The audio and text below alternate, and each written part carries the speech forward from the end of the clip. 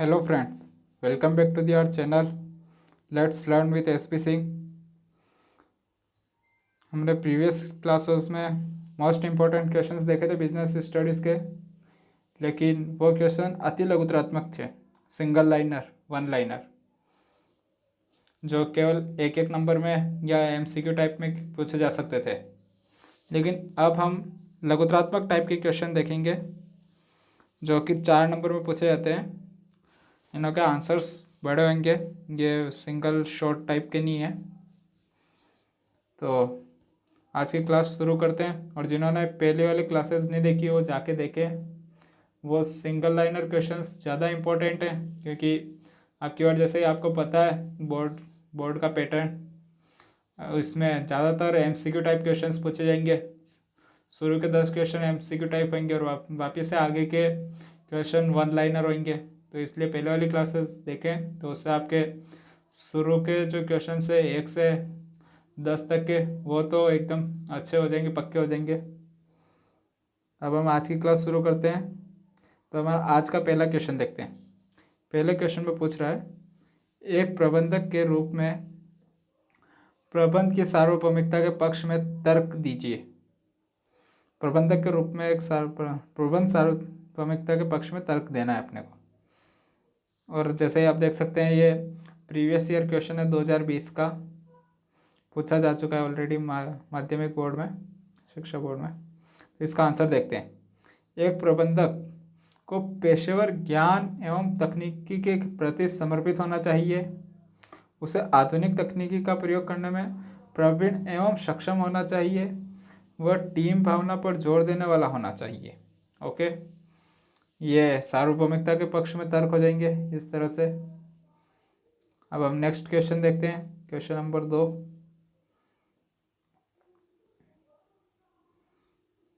दूसरे क्वेश्चन में पूछ रहा है, प्रबंधक की अंतर्वैयक्तिक भूमिका के किन्हीं बिंदुओं को बतलाइए।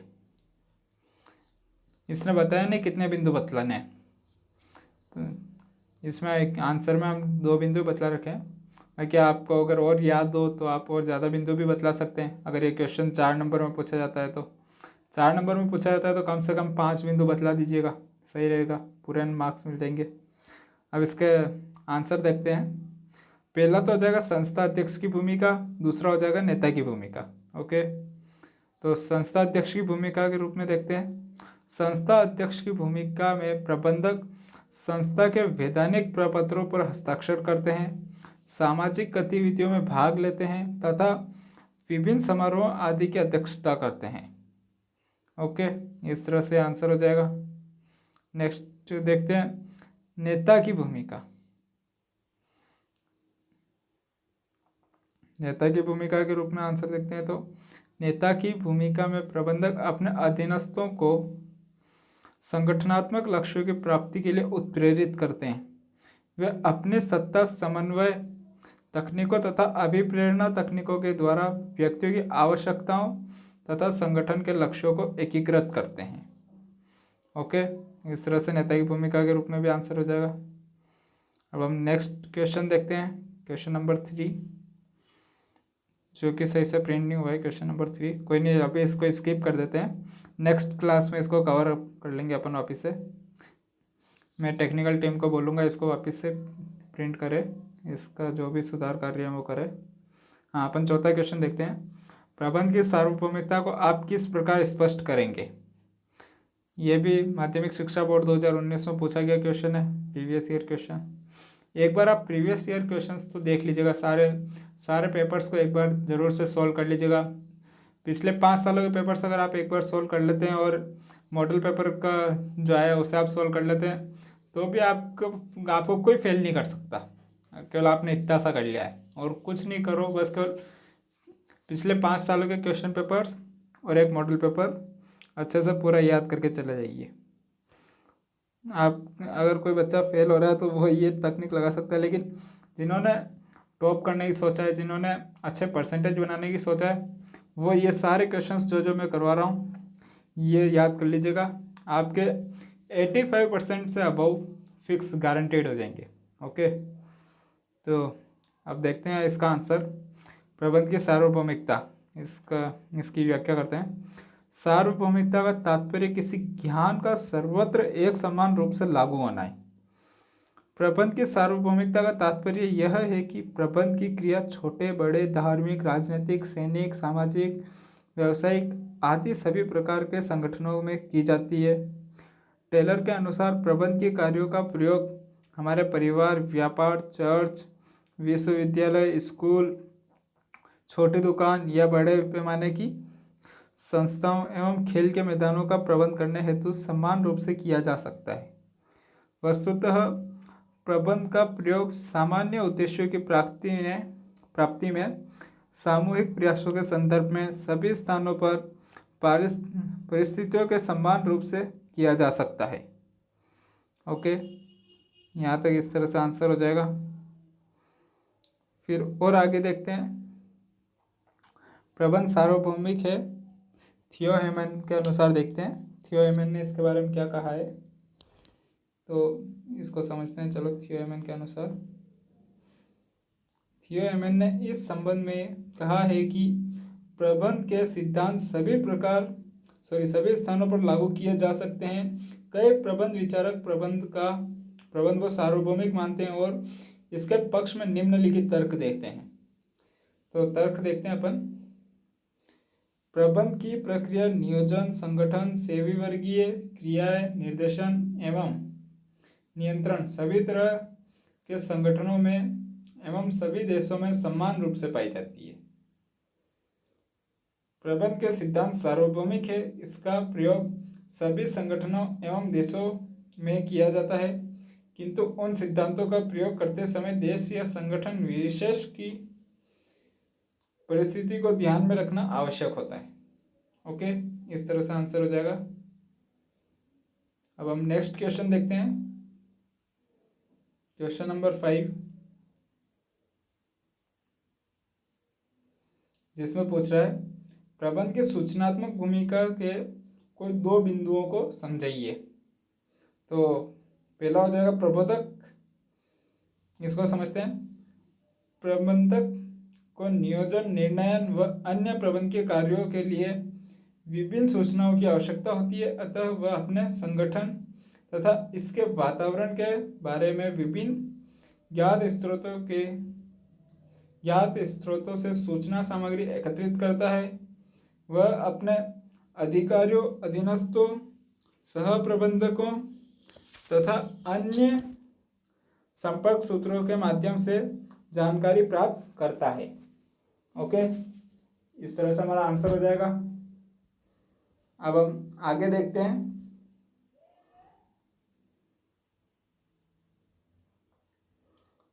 इसमें दूसरा पॉइंट है हमारे पास प्रसारक के रूप में।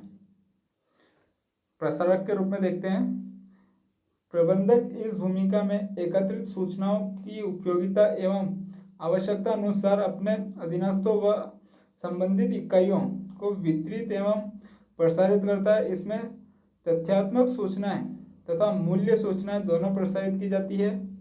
मूल्य सूचनाएं प्रबंधकों के दृष्टिकोण, प्राथमिकता आदि से संबंधित हो सकती है ना। इस तरह से इसका आंसर हो जाएगा, आंसर लिखेंगे।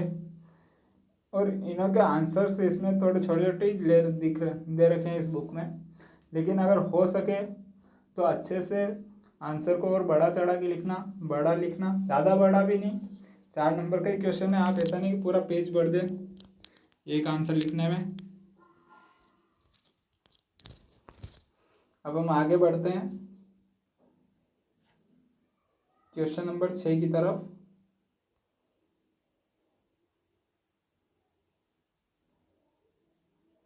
हाँ, छठे क्वेश्चन में पूछ रहा है एक पेशेवर प्रबंधक के रूप में पेशेवर प्रबंध की कोई 2 विशेषताएं बतलाइए। तो इसका आंसर देखते हैं। प्रबंधक अन्य लोगों से कार्य करवाते हैं और वे अन्य प्रबंधकीय कार्य करते हैं स्वयं। तो प्रबंधकीय कार्य क्या होता है, जैसे कि आपको पता है, नियोजन, संगठन, निर्देशन एवं नियंत्रण, ये होते हैं प्रबंधकीय कार्य। इन्हों को अवश्य से याद रखिएगा, ये पूछे जाते हैं प्रबंधकीय कार्य। ये MCQ टाइप के क्वेश्चन में पूछ लेंगे बहुविकल्पी में। उसमें आपको कोई 3 कार्य सही दे देंगे और एक चौथा कार्य गलत दे के पूछ लेंगे इनमें से कौन सा प्रबंधकीय कार्य नहीं है। इस तरह से क्वेश्चन बन सकता है। तो प्रबंधकीय कार्य अवश्य याद रखें। नियोजन, निर्देशन, नियंत्रण, संगठन के लिए 4 नाम याद रखने हैं बस। अब हम आगे देखते हैं आंसर। प्रबंधक कार्य निरुद्देश्य या लक्ष्यहीन नहीं होता है। प्रबंध के पूर्व निर्धारित कुछ उद्देश्य होते हैं। प्रबंधक कोई भी कार्य करता है तो वो निरुद्देश्य नहीं होता है, मतलब उसका कोई बिना उद्देश्य के प्रबंधक कोई कार्य नहीं करता है। वो जो भी कार्य करता है उसका पहले से ही कोई एक उद्देश्य होता है। ओके, निर्धारित उद्देश्य होता है। अब हम नेक्स्ट क्वेश्चन देखते हैं। क्वेश्चन नंबर 7, प्रबंध सर्वव्यापी है, स्पष्ट कीजिए। तो इसका आंसर देखते हैं हम। जैसे ही आप देख सकते हैं मॉडल पेपर का प्रश्न है 2021 का मॉडल पेपर का। इसका आंसर देखते हैं। प्रबंध एक सामाजिक प्रक्रिया ही नहीं अपितु एक सार्वभौमिक प्रक्रिया भी है।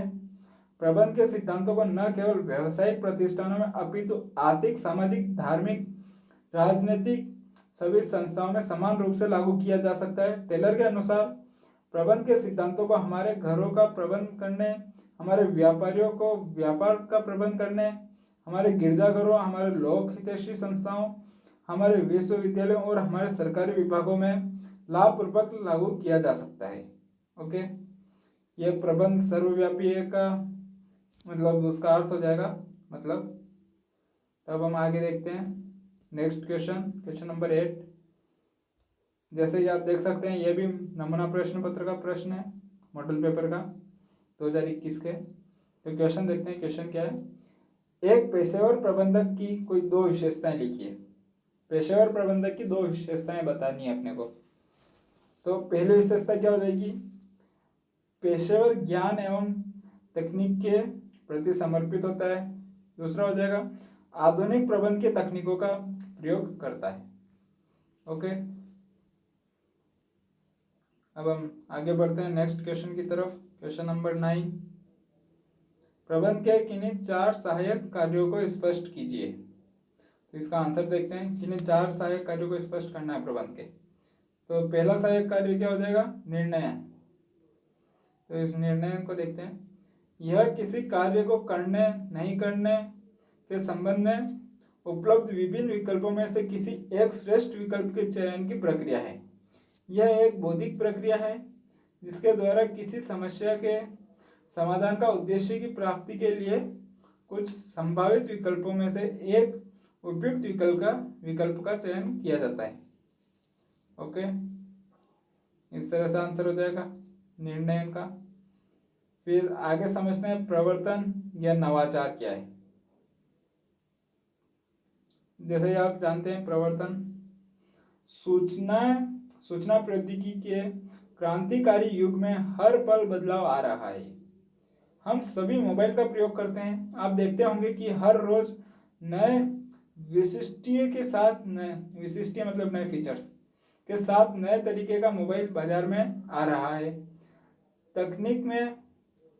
तकनीकी में भी निरंतर सुधार या विकास हो रहा है। यही नवाचार या नव प्रवर्तन है। बदलते परिवेश में निरंतर उत्पाद विकास और शोध पर कार्य करते रहना प्रबंधक का कार्य है। ओके, ये हो जाएगा नवाचार या प्रवर्तन। आगे देखते हैं संप्रेषण। संप्रेषण आप सभी जानते हैं, अच्छे से जानते हैं क्या होता है। संप्रेषण से अर्थ है प्रबंधक या कर्मचारियों के मध्य विचारों, तथ्यों, सूचनाओं एवं भावनाओं का आदान प्रदान करना संप्रेषण कहलाता है। संप्रेषण प्रबंध के विभिन्न स्तरों पर संदेश, निर्देश, आदेश, सुझाव व सूचनाओं का प्रसारण ताकि कर्मचारी कुशलतापूर्वक कार्य निष्पादित कर सकें। ओके, जैसे जैसे स्तर चेंज होंगे तो विभिन्न स्तरों पर प्रबंध में संप्रेषण के भी स्तर बदलते हैं। संदेश हो जाएगा, निर्देश हो जाएगा। अब जैसे निर्देश कोई भी जो सबसे ऊपर का जो टॉप मैनेजर है वो निर्देश देगा, वो आदेश देगा, लेकिन वो आदेश किस पे, कर्मचारियों के लिए होगा। लेकिन अब कर्मचारी आदेश नहीं देंगे ना, कर्मचारी कर्मचारी आदेश देंगे लेकिन वो अपने से नीचे वाले कर्मचारी को देंगे, जो अपने से नीचे का मजदूर होगा उससे देंगे, लेकिन अपने से ऊपर वाले मैनेजर को तो वो सुझाव देंगे। ओके, तो इस तरह से स्तर बदलते हैं संप्रेषण में, सभी अलग अलग स्तरों पे अलग अलग संप्रेषण होता है। इनमें अलग अलग नाम है, जैसे संदेश, निर्देश, आदेश, सुझाव। कहीं पे सुझाव दिया जाता है, कहीं पे आदेश दिए जाते हैं, कहीं पे सूचना दी जाती है, इस तरह से, है ना। अब हम आगे बढ़ते हैं। प्रतिनिधित्व, प्रतिनिधित्व को समझते हैं। इसमें क्या है, प्रत्येक व्यवसाय को प्रभावित करने वाले बाहरी घटक तत्वों से संपर्क में रहना, उनसे अच्छे संबंध बनाना, संबंधों को बनाए रखना, वार्तालाप करना, उनके साथ विचार गोष्ठियां करना तथा संगठन के हितों की सुरक्षा करना, ये समस्त कार्य आज के वैश्विक युग में नितांत आवश्यक हो गया है। ये होता है प्रतिनिधित्व, किसी का भी प्रतिनिधित्व करना, इस तरह से। ओके, अब हम आगे देखते हैं क्वेश्चन नंबर 10, जिसमें पूछ रहा है प्रबंध अधिकार एवं दायित्व की श्रृंखला के निर्माण की प्रक्रिया है, स्पष्ट कीजिए। क्या है, प्रबंध अधिकार एवं दायित्वों की श्रृंखला है, श्रृंखला के निर्माण की प्रक्रिया है, इसको स्पष्ट करना है। क्या है, प्रबंध अधिकार एवं दायित्वों की श्रृंखला का निर्माण। ये 1 नंबर में भी पूछा जा सकता है। प्रबंध क्या है, अधिकार एवं दायित्वों की श्रृंखला के निर्माण की प्रक्रिया को हम प्रबंध कहते हैं। ओके, अभी इस क्वेश्चन का आंसर देखते हैं। प्रक्रिया को स्पष्ट करना है कैसे, तो आंसर हो जाएगा प्रबंधक दूसरों से कार्य करवाने हेतु अपने कुछ अधिकारों को अपने अधीनस्थों को सौंपते हैं, या अधीनस्थ पुनः अपने कुछ अधिकारों अपने अधीनस्थों को सौंपते हैं। फलतः प्रत्येक अधीनस्थ अपने अधिकारों के प्रति उत्तरदायी भी बन जाता है। इस प्रकार संस्था के प्रत्येक स्तर पर अधिकार एवं दायित्वों की श्रृंखला का निर्माण हो जाता है। जैसे इसको अपन एक इस तरह से समझ सकते हैं, एक ट्रायंगल बनाकर त्रिभुज के रूप में। ये एक त्रिभुज है, एक स्तर तो ये हो जाएगा पहला स्तर, फिर हो जाएगा यहाँ पर 1 सेकंड में पूरा क्लियर करके फिर समझाता हूँ आपको, वरना आपको समझ में नहीं आएगा। हाँ, अब देखते हैं।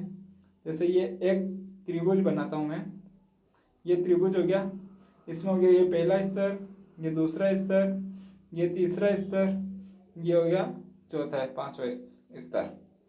तो यहाँ पर है सबसे टॉप लेवल का मैनेजर, जो आदेश देगा, निर्देश देगा, जो टॉप लेवल का, ये अपने कुछ अधिकारों को इसको दे देगा। ओके, अपने से नीचे वाले को। ये ऊपर इसके लिए दायित्व हो जाएंगे नंबर 2 के लिए, इन्हों को नाम दे देते हैं अपन 1 2, यहाँ पर हो जाएगा 3, यहाँ पर हो जाएगा 4, यहाँ पर हो जाएगा 5 में सही से नहीं लिख पा रहा हूँ, कोई नहीं, आप समझ जाइएगा। तो 1 ने अपने कुछ अधिकारों को नंबर 2 को दे दिया है, नंबर 2 ने अपने कुछ अधिकारों को नंबर 3 को दे रखा है, और 3 ने अपने कुछ अधिकारों को 4 को दे दिया है। इस तरह से सब अपने कुछ अधिकारों को अपने से नीचे वाले अधिकारी को या अपने से नीचे वाले अधीनस्थ को सौंप देते हैं। ओके, तो इससे क्या है कि अब नंबर 2 के पास दायित्व है, नंबर 2 को ऊपर वाले ने जो कार्य बताया वो करना है।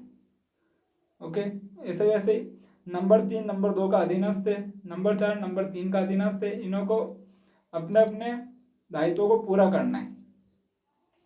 तो ये अधिकार एवं दायित्वों की एक श्रृंखला का निर्माण है। यहाँ पे नंबर 1 ने अपने अधिकार दूसरे नंबर 2 को दिए, नंबर 2 ने अपने अधिकार नंबर 3 को दिए, नंबर 3 ने अपने अधिकार नंबर 4 को दिए। इसी तरह इन्हों को दायित्व बनते गए वो अधिकार।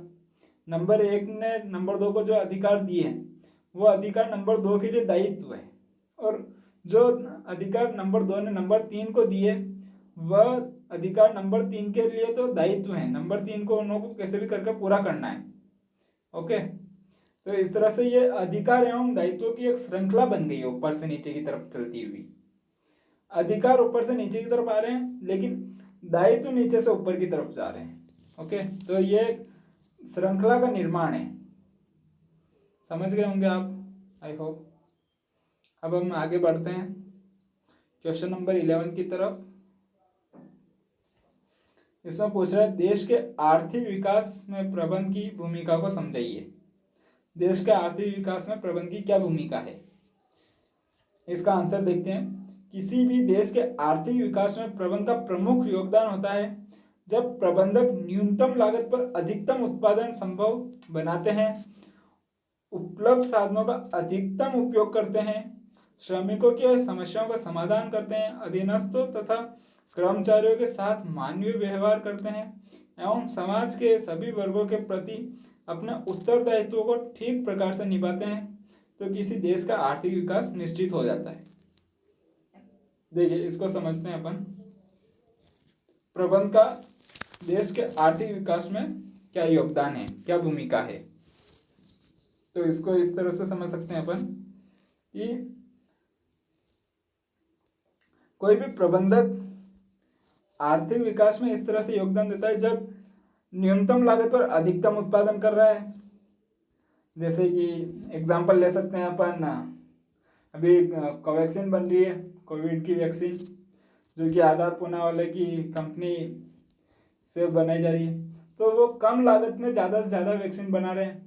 जैसे कि आप देख सकते हैं वैक्सीन की कीमत अपने भारत में केवल 150 रुपये, 150 रुपये, लेकिन दुनिया के दूसरे देशों में यह कीमत नहीं है, वहाँ पे और ज़्यादा कीमत है।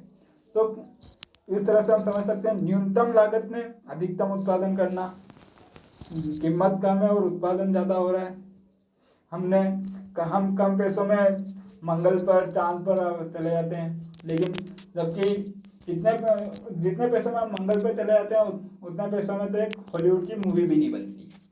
ओके, तो इस तरह से समझ सकते हैं हम न्यूनतम लागत में अधिकतम उत्पादन करना और केवल उपलब्ध सीमित साधनों का प्रयोग करके उनका ज़्यादा से ज़्यादा उपयोग करके अपना उत्पादन करना। इस तरह से किसी भी देश का आर्थिक विकास में एक प्रबंधक योगदान कर देता है। ओके, यह प्रबंध का योगदान है किसी भी देश का आर्थिक विकास में। जैसे अभी ये सारे ये जो अभी मैंने आपको एग्जांपल्स दिए हैं, इन एग्जांपल में कहीं ना कहीं देश का भी आर्थिक विकास हुआ है। अब वैक्सीन बन रही है भारत में, भारत उसे निर्यात भी कर रहा है, इससे भारत देश का आर्थिक विकास हो रहा है इस तरह से। तो इस तरह से किसी प्रबंधक का देश के आर्थिक विकास में योगदान होता है। अब हम आगे बढ़ते हैं क्वेश्चन नंबर 12 की तरफ। प्रबंध के नवीन 5 क्रियात्मक क्षेत्रों को बताइए। प्रबंध के कोई नवीन 5 क्रियात्मक क्षेत्र बताने हैं। तो पहला हो जाएगा सार्वजनिक उपक्रमों का प्रबंध, दूसरा हो जाएगा जोखिम एवं सुरक्षा का प्रबंध, तीसरा हो जाएगा विपणन शोध प्रबंध, चौथा हो जाएगा परिवर्तन शोध प्रबंध और पांचवा हो जाएगा थोक एवं फुटकर व्यापार का प्रबंध आदि। इस तरह से इसके क्रियात्मक क्षेत्र हो जाएंगे 5। प्रबंध के नवीन 5 क्रियात्मक क्षेत्र हैं, ये याद रखिएगा आप, ये पूछे जा सकते हैं। अब हम आगे बढ़ते हैं क्वेश्चन नंबर 13, जिसमें पूछ रहा है आधुनिक व्यवसायिक जगत में प्रबंध की आवश्यकता बतलाइए। आधुनिक व्यवसायिक जगत में, ओके, तो इसका आंसर देखते हैं। प्रबंध का महत्व। आधुनिक व्यवसायिक जगत में प्रबंध के महत्व को निम्नलिखित बिंदुओं में बताया जा सकता है। पहला हो जाएगा लक्ष्यों को प्राप्त करने में सहायक, दूसरा हो जाएगा क्षमता में वृद्धि, तीसरा हो जाएगा गतिशील संगठन का निर्माण, तो हम सबसे पहले पॉइंट को देखते हैं, जिसमें कि बता रहा है लक्ष्यों को प्राप्त करने में सहायक। प्रबंध का कार्य संगठन के सामूहिक उद्देश्यों को प्राप्त करने के लिए व्यक्तिगत प्रयासों को समान दिशा देना, अतः यह संगठन के सामूहिक लक्ष्यों को प्राप्त करने में सहायक होता है। ओके, इस तरह से आंसर हो जाएगा। फिर दूसरा देखते हैं हम, दूसरा पॉइंट, क्षमता वृद्धि में सहायक प्रबंधक का लक्ष्य संगठन की क्रियाओं के श्रेष्ठ नियोजन, संगठन, निर्देशन, नियुक्तिकरण एवं नियंत्रण के द्वारा लागत को कम करके उत्पादकता को बढ़ाना है। इससे कर्मचारियों की क्षमता में वृद्धि होती है। ओके, इस तरह से आंसर हो जाएगा। अब हम देखते हैं तीसरा पॉइंट, गतिशील संगठन का निर्माण। सामान्यतः देखने में आता है कि किसी भी संगठन में कार्यरत लोग संगठन का विरोध करते हैं, क्योंकि परिवर्तन होने पर उन्हें परिचित एवं सुरक्षित पर्यावरण से नवीन एवं चुनौतीपूर्ण पर्यावरण में जाना होता है। प्रबंध लोगों को इन परिवर्तनों को अपनाने में सहायता करता है, जिससे संगठन अपनी प्रतियोगी क्षमता को बनाए रखकर गतिशील बना रहता है। ओके, इस तरह से आंसर हो जाएगा। अब हम देखते हैं नेक्स्ट क्वेश्चन, क्वेश्चन नंबर 14। इसमें ही पूछ रहा है, प्रबंध के संगठनात्मक उद्देश्यों को स्पष्ट कीजिए। और ये माध्यमिक शिक्षा बोर्ड 2016 का क्वेश्चन है, तो आपकी बार चांसेस बनते हैं आने के। जो ज़्यादा पुराने क्वेश्चन से जो पहले पूछे गए हैं उनके अभी वापस से पेपर में आने के चांसेस ज़्यादा बनते हैं। ओके, तो उस टाइप के क्वेश्चंस को ज़्यादा देखिएगा आप लोग ध्यान से, जो बहुत पहले पूछे जा चुके हैं 2015, 2016, 14, 17 में, उन क्वेश्चंस के वापस अभी रिपीट होने के चांसेस ज़्यादा हैं।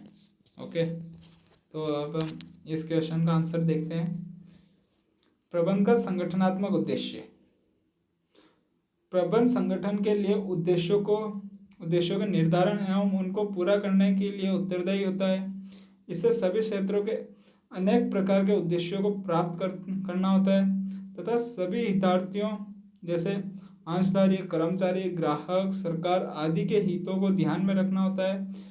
किसी भी संगठन का मुख्य उद्देश्य मानव एवं भौतिक संसाधनों के अधिकतम संभव लाभ के लिए उपयोग होना चाहिए, जिसका तात्पर्य है व्यवसाय के आर्थिक उद्देश्यों को पूरा करना। और अब उद्देश्य देख लेते हैं। पहला उद्देश्य अपने आप को जीवित रखना, लाभ अर्जित करना और बढ़ोतरी।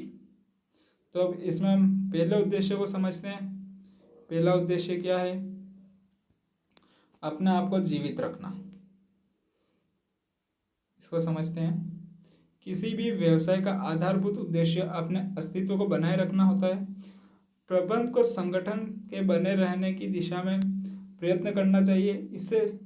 इसके लिए संगठन को पर्याप्त धन कमाना चाहिए, जिससे कि लागतों को पूरा किया जा सके। नंबर 2 हो जाएगा लाभ अर्जित करना। व्यवसाय के लिए इसको बने रहना ही पर्याप्त नहीं, अपितु प्रबंध को एक सुनिश्चित करना होता है कि संगठन लाभ कमाए। लाभ उद्यम के निरंतर सफल परिचालन के लिए एक महत्वपूर्ण प्रोत्साहन का कार्य करता है। लाभ व्यवसाय की लागत एवं जोखिमों को पूरा करने के लिए आवश्यक होता है। अब हम तीसरा उद्देश्य देखते हैं, जो कि है बढ़ोतरी। तो बढ़ोतरी को समझते हैं हम। दीर्घ अवधि में अपनी संभावनाओं में वृद्धि व्यवसाय के लिए बहुत आवश्यक है। इसके लिए व्यवसाय का बढ़ना बहुत महत्व होता है। उद्योग में बने रहने के लिए प्रबंध को संगठन विकास की संभावना का पूरा लाभ उठाना चाहिए। व्यवसाय के विकास को विक्रय आवर्त, कर्मचारियों की संख्या में वृद्धि या फिर उत्पादों की संख्या या पूंजी के निवेश में वृद्धि आदि के रूप में मापा जा सकता है। ये होता है बढ़ोतरी। फिर अब हम आगे बढ़ते हैं। नेक्स्ट क्वेश्चन नंबर 15, जिसमें ये पूछ रहा है समन्वय सर्वव्यापी कार्य है कैसे। और जैसे ही आप देख सकते हैं, ये भी माध्यमिक शिक्षा बोर्ड 2015 का क्वेश्चन है, पूछा जा चुका है और अब वापस से एग्जाम में आने के चांसेस ज़्यादा बनते हैं इस क्वेश्चन के। इसका आंसर देखते हैं। समन्वय सर्वव्यापी कार्य है कैसे। आंसर हो जाएगा विभिन्न विभागों की क्रियाएं प्रकृति से एक दूसरे पर निर्भर करती है, इसलिए समन्वय की आवश्यकता प्रबंध के सभी स्तरों पर होती है। यह विभिन्न विभागों एवं विभिन्न स्तरों के कार्यों में एकता स्थापित करता है। संगठन के उद्देश्य बिना विरोध आ सके प्राप्त करने के लिए सुहासिनी को क्रय, उत्पादन एवं विक्रय विभागों के कार्यों में समन्वय करना होता है। क्रय विभाग का कार्य कपड़ा खरीदना है, यह उत्पादन विभाग की क्रियाओं के लिए आधार बन जाता है और अंत में विक्रय संभव हो पाता है। यदि कपड़ा घटिया गुणवत्ता वाला है या फिर उत्पादन विभाग द्वारा निर्धारित विशिष्टताएं नहीं हुए विशिष्टता के लिए हुए नहीं है, तो इससे आगे की बिक्री कम हो जाएगी। यदि समन्वय नहीं है तो क्रियाओं में एकता एवं एकीकरण के स्थान पर पुनरावृत्ति एवं अव्यवस्था होगी। ओके, हालांकि मैं जानता हूँ ये क्वेश्चन का आंसर थोड़ा बड़ा है, लेकिन ये क्वेश्चन पूछा गया है 4 नंबर के लिए, इसलिए 4 नंबर के लिए इतना बड़ा आंसर लिखना जरूरी है थोड़ा। अब हम नेक्स्ट क्वेश्चन देखते हैं, जो कि 2011-12 के मॉडल पेपर में भी था और 2015 में पूछा भी गया था। 2011-12 के मॉडल पेपर में कैसे पूछा था, प्रबंध के महत्व के 4 बिंदुओं को लिखिए। लेकिन एग्जाम में कैसे पूछा गया, प्रबंध के 2 महत्व लिखिए। ओके, तो मॉडल पेपर में ज़्यादा महत्व पूछे गए, लेकिन एग्जाम में केवल 2 ही पूछे। तो ये होती है टेक्निक, ट्रिक होती है, इस तरह से दिमाग लगाते हैं आरबीएससी बोर्ड वाले, राजस्थान बोर्ड का दिमाग है। कोई नहीं, चलो अब इसका आंसर देखते हैं अपन। तो आंसर हो जाएगा, प्रबंध गतिशील संगठन का निर्माण करता है। प्रबंध का महत्व इस रूप में भी है कि यह गतिशील संगठन का निर्माण करता है अर्थात संगठन में कार्यरत लोग सामान्यतः परिवर्तन का विरोध करते हैं, किंतु प्रबंध लोगों को इन परिवर्तनों को अपनाने में सहायक होता है, जिससे कि संगठन अपनी प्रतियोगी श्रेष्ठता को बनाए रखने में सफल रहता है।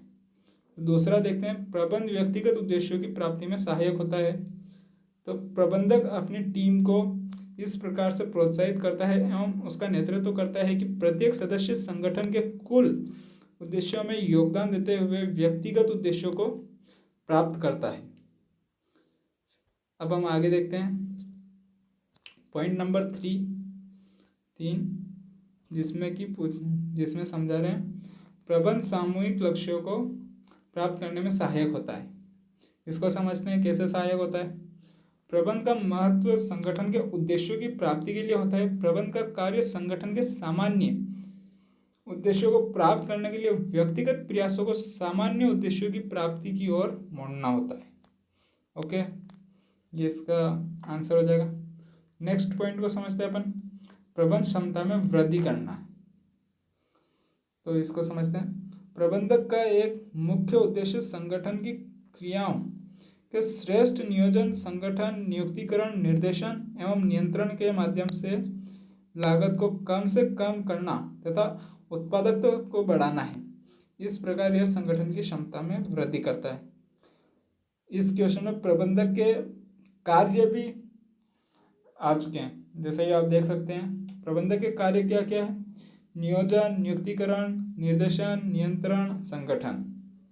तो इन्हों को याद रखिएगा, प्रबंधक के कार्य इंपॉर्टेंट है, पूछे जाते हैं, काफ़ी बार पूछे गए हैं ऑलरेडी और अभी भी पूछा जा सकता है ये क्वेश्चन प्रबंधक के कार्य से रिलेटेड। अब हम नेक्स्ट क्वेश्चन देखते हैं, क्वेश्चन नंबर 17, जो कि आप देख सकते हैं माध्यमिक शिक्षा बोर्ड 2015 में पूछा गया है। क्वेश्चन क्या है, कला का संबंध ज्ञान को व्यवस्थित रूप से प्रयोग करना है। इस कथन के संदर्भ में कला की सभी विशेषताएं की तुलना प्रबंध से कीजिए एवं यह सिद्ध कीजिए कि यह एक कला है। इस तरह से पूछा जा सकता है, अथवा एक और अन्य तरह से भी पूछा जा सकता है इस क्वेश्चन को, प्रबंधकीय कला की किन्हीं 4 विशेषताओं का वर्णन कीजिए। इसी क्वेश्चन को, इस वाले क्वेश्चन को यहाँ पर छोटा करके पूछ लिया है, या फिर इसी क्वेश्चन को और छोटा करके पूछ सकता है इस तरह से, क्या आप सोचते हैं कि प्रबंध एक कला है। अब ये इसका आंसर देना थोड़ा टफ हो जाता है, मुश्किल हो जाता है, क्योंकि क्वेश्चन को छोटा किया है लेकिन क्वेश्चन को टफ कर दिया है, जबकि आंसर वो की वही है, आंसर सेम है सब जगह। आप देख सकते हैं आंसर थोड़ा बड़ा है इसका, क्योंकि हालांकि 4 नंबर का क्वेश्चन है ये, इसलिए। तो कोई नहीं, आंसर देखते हैं। सामान्यतः किसी भी कार्य को सर्वश्रेष्ठ ढंग से करने की क्रिया को कला कहते हैं। अन्य शब्दों में कार्य कैसे किया जाए और कार्य कैसे लिया की जानकारी देने को कला के नाम से जाना जाता है। कला व्यक्तिगत होती है। यह इच्छित परिणामों की प्राप्ति के लिए चातुर्य, ज्ञान, अध्ययन एवं सिद्धांतों का व्यवहारिक उपयोग बनाती है। कला की सफलता व्यक्तिगत योग्यता, परिश्रम, लगन, अभ्यास एवं अनुभव पर निर्भर करती है। इसे संचय करना असंभव है। यह व्यवहारिक ज्ञान है जो सृजनात्मक भी है। कला की उक्त विशेषताओं के आधार पर यह कहा जा सकता है कि प्रबंध करना पूर्णतः कला है। इसके कारण देखते हैं, पूर्णतः कला कैसे है। तो इसके कारण हो जाएंगे। पहला कारण है प्रबंधक प्रबंध की ज्ञान, अध्ययन, अनुभव एवं चातुर्य का उपयोग करता है। प्रबंधक है ना, वो अपना ज्ञान का भी उपयोग करेगा, अपना अध्ययन का भी उपयोग करेगा, जो उसने अध्ययन किया, MBA जो भी किया उसने और अपना अनुभव, उसका कितना एक्सपीरियंस है, उस एक्सपीरियंस का भी कहीं ना कहीं तो काम आएगा ही है प्रबंधक में। और अपने चातुर्य का वो अपना दिमाग भी लगाएगा, इस तरह से क्या ट्रिक लगाई जाए, कैसे काम क्या। तो इस तरह से नेक्स्ट कारण देखते हैं, प्रबंध में व्यवहारिक अनुभव का अधिक महत्व होता है। व्यवहारिक अनुभव भी होना जरूरी है। व्यवहारिक अनुभव मतलब आपका व्यवहार कैसा है, आपका व्यवहार में कैसे, मतलब आपका एक्सपीरियंस कैसे, क्या आपका व्यवहार कहीं बुरा तो नहीं है, आपका आचरण, इस तरह से। नेक्स्ट कारण देखते हैं, प्रबंध कला का हस्तांतरण कठिन है। अब जैसे मेरे में कोई कला है तो वो कला मैं आप में हस्तांतरित थोड़ी ना कर सकता, और कर भी सकता हूँ तो उसके लिए टाइम लगता है। आपको जैसे सिखाना पड़ेगा, ऐसे इस तरह से कोई भी कला का हस्तांतरण तो कर सकते हैं, संभव नहीं है, लेकिन संभव तो है लेकिन कठिन है। ओके, उसमें टाइम लगता है, धीरे धीरे सीखते हैं, इस तरह से। और अगला कारण देखते हैं कि प्रबंध का संबंध मानवीय व्यवहार से होता है जो परिस्थितियों के अनुरूप चलता है। और देखते हैं, प्रबंध सृजनात्मक है। और आगे क्या है, इस प्रकार स्पष्ट है कि प्रबंध एक कला है। इस संबंध में ड्रकर ने कहा है कि प्रबंध व्यवहार कला है, न कि विज्ञान। ओके, इसमें ड्रकर की भी परिभाषा आ गई है। परिभाषा क्या मतलब, उनका भी कहना आ गया है कि प्रबंध व्यवहार है न कि विज्ञान, प्रबंध कला है न कि विज्ञान। ओके, ये ड्रकर का कहना है। अगर इस तरह के छोटे छोटे पॉइंट्स अगर आप याद रखते हैं सही रहेगा, इनों से सीधा 1 नंबर बढ़ जाता है। अगर आप ये पॉइंट नहीं लिखोगे तो 1 नंबर काट लेगा, और वही आपने अगर ये पॉइंट लिख दिया तो वो कहीं ना कहीं 1 आधा नंबर बढ़ा देगा। एग्जामर चेक करने वाला वो इम्प्रेस हो जाएगा आपके इस आंसर से। इसलिए इस टाइप के छोटे छोटे पॉइंट्स को याद रखिएगा। अब हम आज की क्लास को यहीं पे समाप्त करते हैं। आज ऑलरेडी काफ़ी टाइम हो चुका है। जैसे ही आपको पता है, एज यूजुअल, अगर आपको क्लास समझ में आई है, पसंद आई है, तो इसे लाइक कीजिए। कोई डाउट है तो कमेंट सेक्शन में पूछिए, और चैनल को सब्सक्राइब कीजिए ताकि मुझे भी मोटिवेशन मिलता रहे, मैं भी और आगे ज़्यादा से ज़्यादा क्लासेस ला सकूँ आपके लिए, और इस तरह की और ज़्यादा सीरीज़ बनाऊँ। अकाउंट से मैं मैथ्स में और अदर सब्जेक्ट्स की भी मोस्ट इम्पोर्टेंट क्वेश्चन की और सीरीज़ लाऊँ, और अपने दोस्तों के साथ शेयर कीजिए क्लास को। आप व्हाट्सएप पे मैसेज वगैरह काफ़ी फॉरवर्ड करते हैं, कुछ ज्ञान की बातें भी फॉरवर्ड कीजिए ताकि वो भी कहीं एग्ज़ाम में कोई फेल हो रहा हो तो पास हो जाएगा, उसके भी अच्छे परसेंटेज बन जाएंगे। इसलिए उसको भी शेयर कीजिए अपने दोस्तों को भी, और चैनल को सब्सक्राइब कर दीजिएगा ताकि मुझे मोटिवेशन मिलता रहे। चलो आज की क्लास को भी यहीं पे समाप्त करते हैं। Thank you.